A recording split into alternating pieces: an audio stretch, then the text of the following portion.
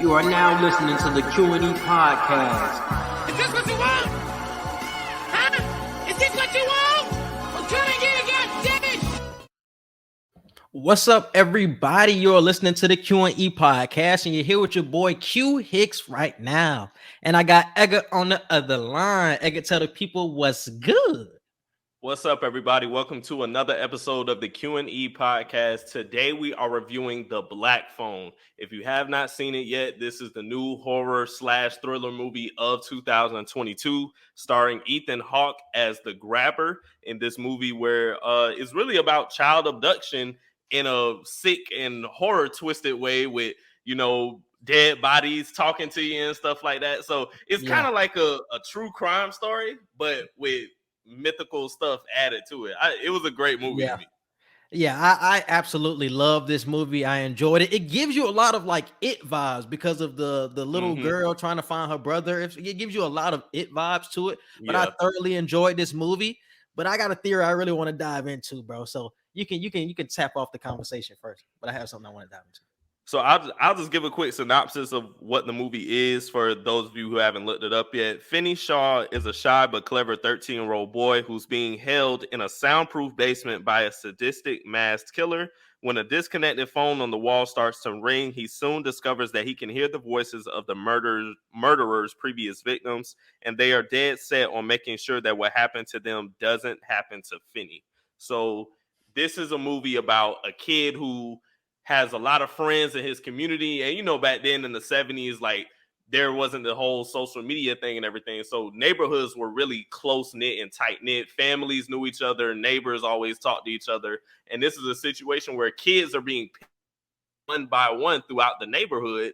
And Finney is losing friends. There's bullies who are getting kidnapped. And Finney is like, shit. Like, it was kind of like a Candyman thing because his sister was even telling them, what, you're scared to say his name? Because when you say his name, that's when he comes and gets you. So I loved how they tugged on different horror stories to kind of put on a real life child abductor. I thought that was cool. But the whole movie in general was very captivating. I think the biggest surprise that they did a great job of keeping this out of the previews. The whole concept of his sister having those premonition type powers, that was phenomenal, bro. That was probably one of the best things about the movie, for real. They didn't let anybody spoil that. They didn't put it in any of the previews. You just thought it was going to be the boy and the grabber. But it was so much that went into the movie. So I loved it. I'll go ahead and get my rating now. I think this movie was a 10 out of 10. It could have ended better. I feel like they ended it really quick once the killer died. But other than that, I think this movie was 10 out of 10. I absolutely loved it. I wouldn't give it a 10 out of 10 because it was some things I would take away from it, but I absolutely loved the film. And I loved how it ended because I was surprised of how it ended. Because usually when you get abducted, or I haven't been abducted, but I feel like usually when you see movies like that and when people get abducted, they usually run away when they have an opportunity to. But the fact that Finn ended up staying there, he ended up knocking out the grabber, but he ended up killing him too. That was like the icing on the cake for me, because you usually see so many people run away at that moment. It's like, oh, he gives me the opportunity, I'm finna get out of here. But no, he said, I'm not gonna let anybody else get harmed by this dude. You don't know how the penal system is gonna do when he gets inside. You don't know if they're gonna let him back out or anything like that. He said, no, I'm going to kill him right now, nip it in the bud. And I feel like that was for all of the people that were killed by this grabber, like his friend, even the bullies. It was for them. And that's why they said, and the bullies, not the bullies, but the people that he was talking to who were kidnapped in the past, they kept telling him, like, I'm not doing this for you, bro. Like, it's for something way bigger than that. And I feel like that ending really capped it off because he killed that dude for them. It wasn't just for him. It was for them and all of the future kidnappers or all of the other kidnappees that he would have gotten in the future. So that was such a huge thing for me, bro. I absolutely loved how it ended. Well, I think what I mean by they could have ended it better, I think they could have did a little different with each character. I feel like we could have got a look at the sister and everything, because there's no way you can have a sister with these premonition powers that are kind of basically helping the police throughout this entire investigation. The police knew absolutely nothing, pissing me off. We don't even get a look at the sister at the end of the movie. Is like he just goes back to school. He got hosed now because he caught a body, and that's how the movie ends. Like we don't get a look at the sister or anything, because like that was such a huge part of the movie, and I'm just like, damn, like, well, what happens with the sister? Is she like a phenomenon in the community now because of the way she was able to help the police and everything? So that was my thing. I felt like we could have got a deeper look at her. They could have spent at least 2 to 3 minutes, showing something with her towards the end of the movie. So that's why I think it could have ended a little bit better, because she played such a huge part and they didn't show her at all in those last 2 to 3 minutes. Yeah. And I loved how the sister wasn't all the way correct. How her premonitions weren't all the way correct at the end, where she was telling the police, yeah, like, this is the house that I've been seeing in my vision. Like, Finn is here. Then she had the police run all up in that crib, and it was only the house that he stored the bodies in. It wasn't the house that he was actually killing them in and was actually housing them for so many days before killing them. I love that she wasn't all the way right, where it was some mistakes there, because you were thinking by the end of the movie that, oh, the police are going to come in before the grabber ends up killing Finn. But it was like, damn, they're not even in the same crib. So that shit get your adrenaline running. That's like Finn actually got to finish this shit. Yeah, like Finn actually got to finish this shit by himself. And then when he had Finn cornered in the actual basement, it's like, is my nigga finna get out of this? Like, because even though he brought the dog downstairs, is my nigga Finn finna get out of this, because they not in the same crib. So when my nigga Finn ended up beating that nigga ass with the phone, I was like, okay, my nigga Finn really getting loose. So Finn is him for sure. Finn is him. Yeah, I told you, he caught a body, he got the girl that he wanted, and he got all the popularity in school now. And you don't usually see that either with child abduction stories and all of that. You always wonder what the life after is like. And that was just a unique perspective of, like, he goes back to school and he's no longer the scrawny kid that gets bullied and teased. He's actually cool now, and people want to talk to him, and people are like, oh shit, that's Finn. He caught a body. Like, you're known now. And it's just that was such a cool perspective. But I feel like that was the theme of the entire movie, that you have to stand up for yourself someday, Finn. I think his friend, who ended up getting kidnapped throughout this movie, ended up telling him that in the beginning. When he was getting bullied by the kids in the beginning, he always took the punches. Was like, damn, Finn never actually got up and took a punch. You seen his sister was fighting for him, but Finn always took the beatings and never retaliated. And his friend, I think his name was Billy or something like that, Ricky or something. Robin, I think his name was Robin. Robin, yeah. His friend Robin ended up telling him, like, you have to stand up for yourself, bro. I can do as much as I can to protect you, but you have to stand up for yourself one day. So that was the theme throughout the entire movie, because you have him in this position where he really wanted to give up throughout that whole process where he was in the basement. It was like that second day he was in there, he was like, damn, he tried some things with the window. He tried some things with the wall. He was crying in the refrigerator when he couldn't get out of that because it was locked. He wanted to give up, but when he actually talked to Robin, it was like, you have to stand up for yourself someday, Finn. And that day had to be now. He told him to put the dirt in the phone, and it's like all of that shit came out of him.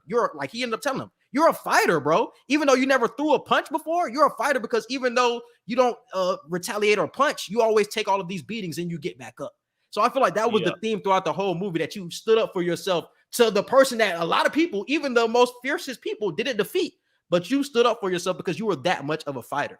And that was one terrific ass theme, bro. I absolutely that was a great theme. That was a great theme of the movie, shit, bro. Because I love the fact that they dove into the background with their dad and everything. And this is another thing on why I wish they could have ended it a little better. The whole thing about their mother having similar powers that his sister had, and we see why their dad was abusive, and they see why their dad is, so hell-bent on them just trying to be as normal as possible and not believe in whatever dreams they have or whatever, because he just didn't want his daughter or his son to end up the same way his wife ended up. And I think that was a good lesson too of, parents may have a fucked up way of raising you sometimes, but he had good intentions with it. It may have been fucked up in his delivery. I wouldn't say that. I wouldn't say all that. No, because when he had to talk with his daughter forgave him shit. His daughter was like, oh shit, well, this is why you've been doing this. She knew that already, but she knew what she was dreaming was correct though. But the dad didn't want to believe her because of what happened in the past with moms. But what I'm dreaming about is correct. No, but that's what I'm saying. Is like she understands his pain and why he's basically telling her, don't believe none of that. Like, I don't care how right you are. I don't care how right the police say you are. Don't believe none of that, because your mom consistently believing in all the shit she was believing in led to her dying, basically. I think she killed herself too. I think that's what he said I think in the he movie. said that, yeah. And I'm saying, that's why I said the way he went about disciplining her was completely wrong. But you see, when they finally have the one-on-one talk, it's like, okay, I understand now. I may not agree with it. I may not forgive you for what you did, but I understand now on why you were acting with me the way you were and why you were telling me not to believe what I was believing. But this is my theory on this movie, bro. I think that the dad was more so of the antagonist of this movie than Ethan Hawke was, because think about what Ethan Hawke did to Finn. He didn't do shit to Finn, bro. He didn't hit Finn. He didn't fight Finn. He fed Finn. When? Finn ended up running away, and he never cut Finn up. He killed all them other kids, bro. He never ended up cutting up Finn.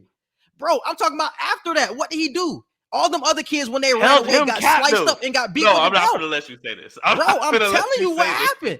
I'm telling you what happened. It don't matter if you touch me or not. You're keeping me in the basement against my will. He never hit him, bro. You ain't gotta touch all them other kids, bro. All them other kids ran away, bro. Because look, everybody was telling him, bro, if you run away, you're gonna get beat with the belt, bro, and he gonna beat you to the point where you're gonna become unconscious. Then he's gonna kill you the next day. Tell me why, when he runs away, he comes back and nothing happens to Finn. Finn is back and he's alive. It's like, why is everybody else getting their ass beat for running away, but Finn is cool? Finn never got touched by that nigga. Yeah, he got kidnapped, but in comparison to everybody else, he did not get touched at all, bro. And all of the information that he was getting from the past kidnappers or the past people who got kidnapped, man, fuck all that, bro. He didn't get touched by that kidnapper, bro. Yeah, he got kidnapped, but he was never touched. He was in there downstairs fucking for hours figuring out plans and shit. I don't know how that transitions into your point of the dad being the antagonist. Oh, because the dad never listened to them, bro. I feel like if the dad listened to what the fuck the girl was saying the whole time, we're not in that position, because the girl was telling him what the fuck was going on entire time. Nah, bro, somebody has even when the cops ended up listening to the girl, it's like, okay, yeah, we understand. Like, how do you know this part of information? But they didn't want to fully believe what she was saying. They didn't want to go overboard. And it's like you kept beating the daughter when the daughter was the only one giving the information. So she's trying to conceal information when she has information to find Finn. So she got to do this whole roundabout way to actually find out where Finn is, where she's not telling the police anything. That would have been unrealistic if everybody would have believed her, bro. Like, whether it's the dad who don't believe you or the cops and that would have been cliche as hell if the cops didn't believe her. Because how many movies have we seen or shows have we seen where somebody has clear as day evidence and the cops don't even want to listen to you? They don't want to consider your evidence real or whatever. So it was already. But when she's the only one who knows about the black balloons, bro. How the fuck she know about black balloons and nobody else knows about the black balloons? You didn't even put that information. Somebody had to not believe her to make the movie feel somewhat real. Somebody had to not believe her. It just ended up being the dad that didn't want to believe her. The cops believed her, so the dad had to take the L and be the one that didn't. But I'm telling you, this whole time, the dad was just concealing her this whole time when she had visions on the people who were taken. And she was even put back in that memory where she could see what happened to the damn villains or to the people who were kidnapped and all that. But she was not telling anybody because she was afraid of what the dad was going to do to her. Because you see, she got her ass beat when the police came to her door. She didn't want to tell anybody what was actually happening when she was knowing what was happening in real time. So that's why I'm saying the dad was concealing her from letting her find Finn at the end. It's like, yeah, the police ended up finally believing her and actually at the end, but in the beginning, she could have already helped with the whole situation of finding the grabber and all that other bullshit. I don't know. I can't call him the main antagonist in this movie. That's wild as hell. There's no way I'm gonna say the dad. That nigga didn't touch Flynn, though, bro. That nigga didn't touch Flynn. Kidnapping children. No, he didn't touch Flynn. Not the same, bro. It don't matter. So if you get kidnapped, kidnapped and the person just quote unquote doesn't do anything to you the whole time you're in his captivity, in comparison to what they did to them other patients or to them other people who were kidnapped. Okay, yeah, you may not have had it as bad, but you were kidnapped and held against. You didn't get it bad at all. At the end of the day. Yeah, he got kidnapped, but what happened after that? Bro, everybody else was killed, sliced up, beaten. One dude was even hanged by the ceiling. Like, bro, and we see Finn not even get touched. He's downstairs for like hours just doing whatever he wants to figure out how to get out of there. It's like, damn, he actually trying to figure some Bro, shit out. he was 2 or 3 steps ahead every time. That's why he wasn't in the same situation as the other kids. If Finn would have actually went upstairs while dude was sitting there with the belt, he probably would have faced all of the same obstacles and probably would have died the same way all the other kids did. But he ran away though, bro. He ran away. I don't know, bro. That should qualify for a beating or something of that nature because I do agree. I feel like to make it seem more real, since he did run away and get caught and had to get put back in, there should have been some type of repercussion. So the fact that he didn't touch him at all after he ran away, that makes sense. He should have did something to him then. So maybe I'm going too far by saying the daddy's the antagonist. I'm about to say you're going far as hell with that. Hey, but I'm gonna tell you this, bro. He's not a good guy by any means. I think he was a part of this for sure. He was definitely a part of why Finn and the little girl were in this type of position, why they got kidnapped and why she was not listened to. Because of what happened in the past, like you said, it's understandable because the mom killed herself by hearing these same type of voices, having these same type of visions. It's understandable, but he had a part to play in this for not listening to his kids. I ain't saying the dad ain't have a part, but you saying he the main antagonist. I think he was the main antagonist because I just couldn't believe it, bro. Yes, he got kidnapped, but he was just never touched in comparison to everybody else. When you see everybody, and that was another great part of this movie, bro, like the jump scares as well. It was like, I think it was the first jump scare. The first dead body. I was like, I was like, whoa. Yeah. That first jump scare from that point on, I was like, I know we finna see a dead body damn near every other exactly. scene. I was prepared then. Yeah. But that first one was crazy. And it was another one. It was when the dude was hanging from the ceiling. Upside that shit scared down, me too. Because I was expecting him to be like standing up in the corner or some shit. And I see this nigga hanging. So those two like scared the fuck out of me, bro. But yeah, just in comparison to everybody else, bro, like I don't think he really got touched like that. But the kidnapper was obviously the antagonist. Funniest part of the movie, though, Max, the brother of the grabber. That dude was hilarious. The cokehead brother that doesn't realize he's living with a kidnapper / serial killer.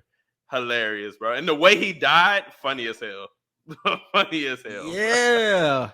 And it's funny because he really did his whole calculations. He's like, he has to stay in this neighborhood. He has to be in this radius of houses to honestly get from point A from point B so quickly. It's like you put everything together and you don't even look that it's a black van outside. You don't even see that your brother has a basement that you never really go into. It's like if he just connected the dots a little bit further. But yeah, I feel like he was such a fucking cornball though, because in that situation, he's trying to tell Finn like his whole story, how I found you. It's like, nigga, get me the fuck out of here. Like, get me out of here. I don't care. You can tell me about how you found me after we're clearly out of here. Like that shit was like, bro, what are we doing? You know what would have been a funnier twist if the other house across the street that the bodies were being stored under, if that's where his brother was staying. Because what if his brother would have walked down the stairs and just would have seen the bodies, but nah, maybe the movie would have ended quicker if that was, the movie would have ended quicker if he would have seen the actual bodies. Yeah. Damn. You couldn't have him run off and be the one to snitch on the brother because like it had to be the sister to have something to do with that shit. But that was one hell of a twist to find out that he had 2 houses across the street from each other. Like that was some crazy identical houses. And how did nobody notice that either? Like, they were identical houses. But would you really question it beforehand? Would you really question that? If I'm the sister should have questioned it. I'm talking about if you're in the neighborhood, would you question like, 2 identical houses? No. Like this has to. No, I don't think you really would think it too much about it. Shit, we see that with suburbs all the time. You see suburbs damn near be all of the same houses. So that's what I'm saying. Like it made sense that nobody knew what was actually going on, but I still would feel like a black van would have to have been noticed somewhere.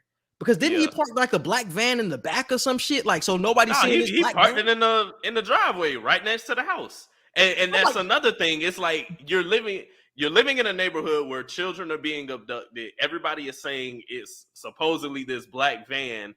I'm questioning every person with a black van within 10-mile radius of where everybody is being kidnapped. So the fact that nobody questioned the brother or the actual dude. And that was another thing that I thought was interesting. We didn't get any look into the grabber's outside life. Like all we knew him we kind of did. They give you a little snippet because they told you about his They background. just showed him shopping. They just showed him shopping for instruments of torture and shit. That was it. No, I'm talking about when they don't really go into it, but they tell you what happened to him in the past, that he had some sort of history about being a naughty boy, and he used to get beat by his father. So now he feels like he should pass down that torture throughout everybody in the neighborhood who he feels like is being a naughty boy. So that's why he likes when they run away. He loves the chase. And that's why they were telling Finn, like, no, you can't stay down here all day, because now it's just going to make him even more angry to want to kill you. You have to play the game that he wants to play, and he wants to play the game of naughty boy because that has something to do with his past. Like, he wants to beat on you. Yeah. So and it's always weird how killers are so sadistic like that. Yeah. It's like they want to do whatever weird shit to you before they actually kill you. It ain't too many serial killers that you could think of that just catch the person and they just kill them without anything leading up to the killing. There's always some weird shit that they got to do before they do it. So the whole naughty boy game that Finn had to play, that was some weird ass shit, but it was cool to the story. But one thing I wasn't understanding, they kept saying that the grabber could hear the phone, but he didn't want to believe that he heard the phone ringing, because I think they said the grabber used to live in that basement. The dad of the grabber used to have him in that same basement, and he used to hear the phone ringing as well. So every time the phone was ringing, he could hear it. So I'm just like, how could he never hear Finn having a conversation or anything like that when he was on the phone? That's what I'm saying. Maybe he could only hear it like when he's actually in front of it, like Finn, but I don't know. Oh, yeah, because he was in that soundproof room. Yeah, but sometimes the door was cracked. True. And Finn would be on the phone talking. I'm like, he don't hear him because the door clearly ain't closed all the way. Yeah. So yeah, that's true. Yes, that's why I was confused, because they said that in the beginning when Finn first got tortured. They was like, he can hear the phone, but I'm just like, so why is he not down there questioning why you're picking up the phone and shit? He keeps saying it don't work, but obviously it works. One of those jump scares, I expected one of those jump scares to be him standing there while he's on the phone, like him turning around and like, oh shit, like he's right here in front of me while I'm on the phone. I was expecting that to be a jump scare, and we never got that. We just got the dead kids. Yeah, we got like periodical like jump scares from him, because like when like Finn ended up waking up, he was sitting on the wall, and then when Finn woke up, he brought the food in. But like I said, it wasn't nothing really crazy like I feel like he was doing with them other kids. Like them other kids was like really trying to get out, and he was beating their ass. And Finn was getting all of this information from the other people who were kidnapped, where it's like, oh, he's smarter, or he's like a couple of steps ahead of where the killer is. So, and I fuck with everybody else for like leaving a trail, because I feel like a lot of people wouldn't be smart in the moment to leave a trail. Like one of the people who were kids, like I would not be leaving a trail at all. Like I ain't leaving a trail for nothing. I'm trying to get myself out. Yeah, like somebody had like a code for the locker on the wall. They had a wire running through like the bottom of the wall. They had like the piece to get the window off. They even knew it was a refrigerator right there. I'm like, I ain't leaving no fucking trails that I wouldn't did anything. And that was the thing that blew me. How now the freezer part, I was totally confused on that, because how did that happen for the kid that knew about the freezer? Like that wall must not have been there. That wall must not have been there when that last kid was there with the freezer, because there's no way you just know a freezer is right there in the same exact spot that you're in the basement. True. And you got to go through the wall. You mean to tell me he patched that whole wall back up and still putting kids down there knowing that they might peep the same shit? Like, I don't know.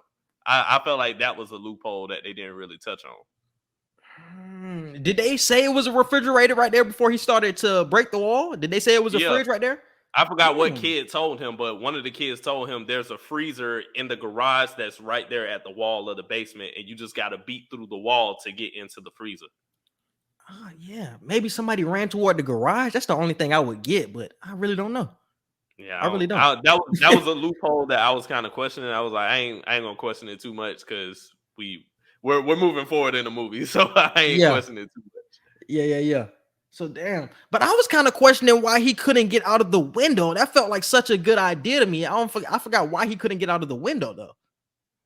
Because once he got the gate thing off from in front of the window, I would have took that big rug and just kept beating the window until I opened it. And then at that point, you could just scream out the window until somebody hear you. And that's what I was saying. Like he didn't utilize that. He took the metal piece off and he just gave up. Like he He never just tried the gave window up. again. It's like, I bro, was the like, window why? is That's there just- now. Yeah.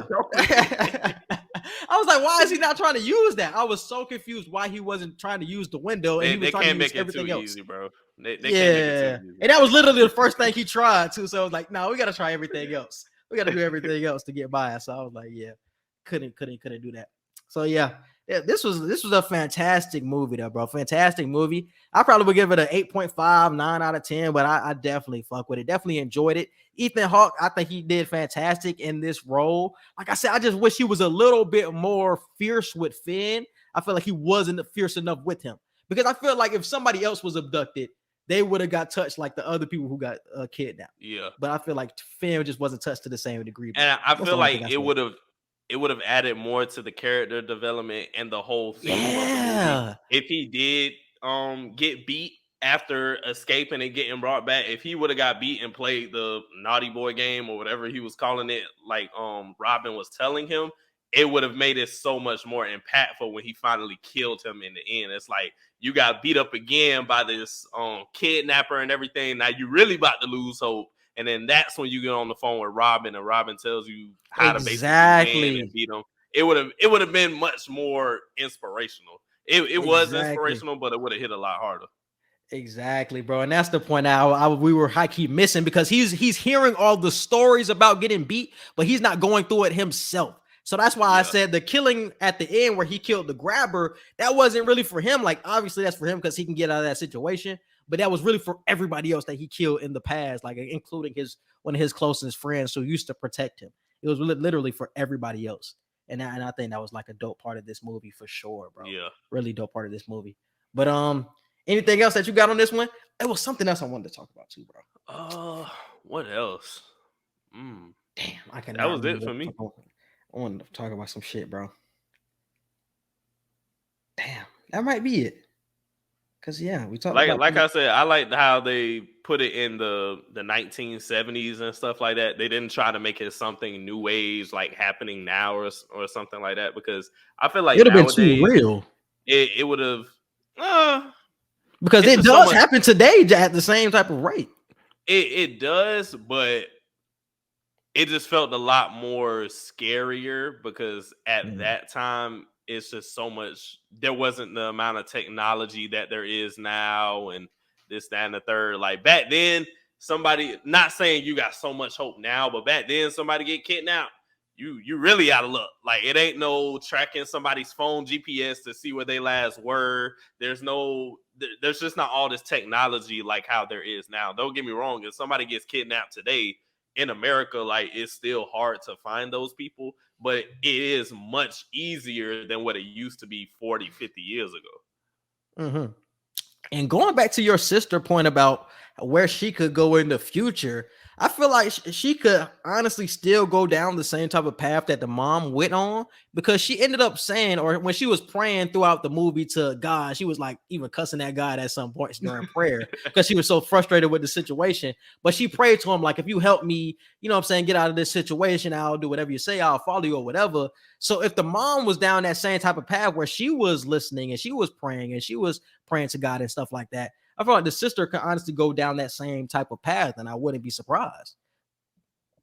Well, had the ending that she did because she didn't stay as faithful and as prayerful as the daughter was. Like maybe it was kind of like with the mom, maybe it was, well, I'm not understanding the dreams and God ain't helping me, so F it. Mm-hmm.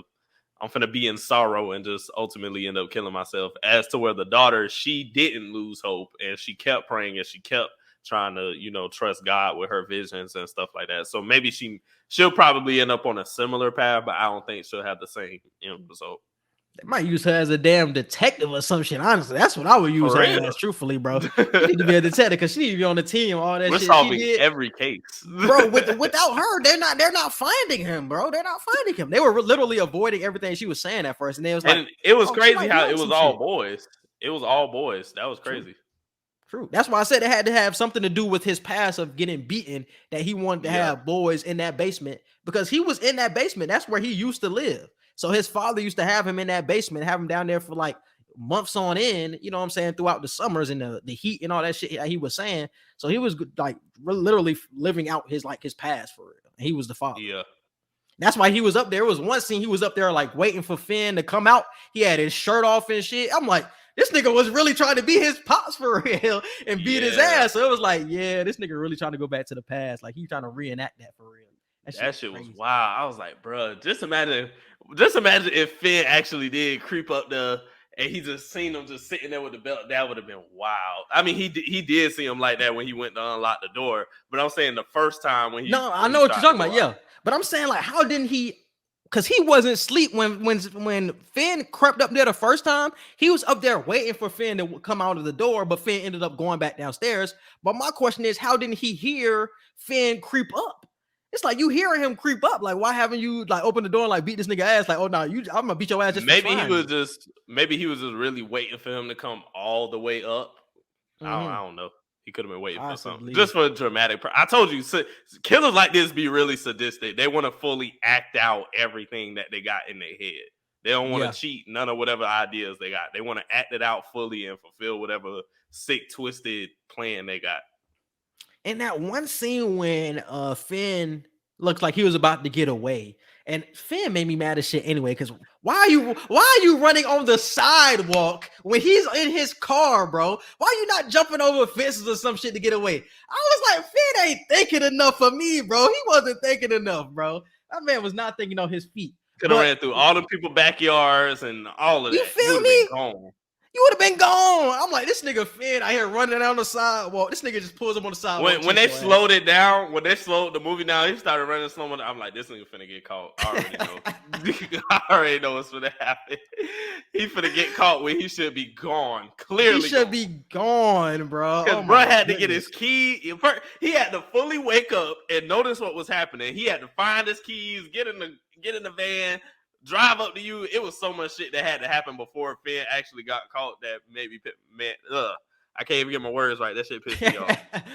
Oh my god. But another part of that is that why did nobody come out to hear why people were screaming? Everybody just turned their lights on, but nobody actually came outside. Yeah. But nobody came outside. Nobody came outside to see what the fuck was going on. Because he ended up telling Finn, if you say a word like, I'm going to slit your throat or whatever. But nobody even walked outside to see what the hell was going on. I'm just like, crazy as fuck. You hear niggas screaming and you niggas stay inside. Yeah. Trying to get grabbed. It's the middle of the night. You hear about a black man going around grabbing niggas. I probably wouldn't go outside either. I'll just cut the light on. Hey, niggas turn the light on? Nigga said, I don't hear it no more. Hey, nigga, ignorance is bliss for sure. Ignorance is definitely bliss. But damn, anything else, bro? I think that's it for me. No, it was a great movie. I haven't seen a good scary movie like that for real in a minute. So that was good. And like I said, it just reminded you of It, bro. It gave me a lot of feelings of It. I'm not the biggest fan of It, but I love this way more though, because I feel like it was way more horror filled. It wasn't as funny. And I feel like that's what I needed. I didn't really want the comic relief with it, and I think that's what I got with this one. And I love just the girl and just comparing it back to It. Like she was riding on the road on a bike with a yellow jacket on, in the rain and everything. Yeah, I'm like, this is literally stolen from It. Yeah, this was very It inspired. And she saw the dead bodies like when she was riding a bike. And I was like, this is straight out of It. This is It production. For sure, bro. I don't know if this is the same director or company or what, but that scene was definitely stolen from It for sure. But yeah, bro, you can hit up with the social media. You can follow us on Twitter at Q&E Podcast 1. You can follow us on Instagram at QANDE Podcast. You can follow and like our Facebook page and subscribe to our YouTube channel at Q&E Podcast. And our Gmail is QANDEpodcast@gmail.com. And you can subscribe to all of our podcast platforms. We're on Apple Podcasts, Google Podcasts, Spotify, and iHeartRadio. And you can subscribe to our Q&E Media page, which is QANDEmedia.com. Our Instagram is QANDE Media, and our Twitter is, QE Media. And we appreciate all you guys for listening and watching. And we out. Peace.